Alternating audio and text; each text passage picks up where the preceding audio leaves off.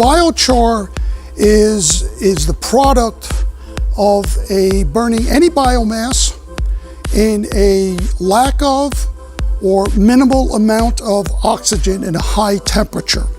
This bed here, we did biochar compost and mineral balancing. This bed here was just biochar and compost, and this bed here was native soil. The foliage, the plants are so much more healthy and vibrant and tasty. I can attest that they're very tasty. We take the biochar, put it in with the compost. When the compost, it's co-composting, it creates this a healthy soil environment for microbes, mycelia, bacteria. It's like a microbe condominium.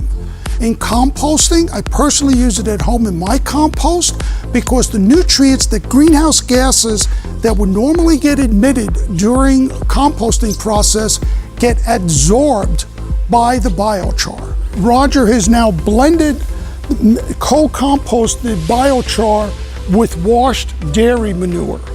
And this has been sitting here this winter. It's ready to go in soil. Roger's going to start marketing it this year. This is an excellent soil amendment. It has all the nutrients that one would need for a growing environment. So when one puts nutrients in a soil, whether it's in a potted environment or in a field, a lot of the nutrients, the fertilizers that one put in, they will leach away. The biochar, because of its structure and it's negatively charged, there is an absorption of those nutrients to the biochar. So they make it more readily available to the plants.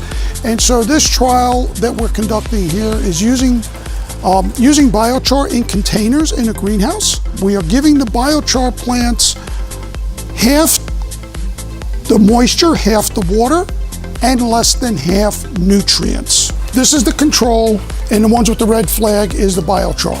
They're very similar. In this biochar, they've harvested 11, and in the control, they've only harvested 1.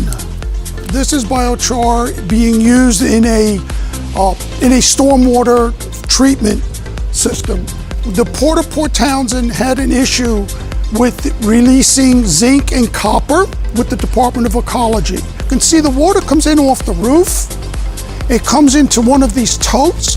This tote then separates the water, and through this, the storm water from the roof goes down into this tote, which is filled with approximately 1 cubic yard of biochar. It discharges out here and discharges into the stormwater system.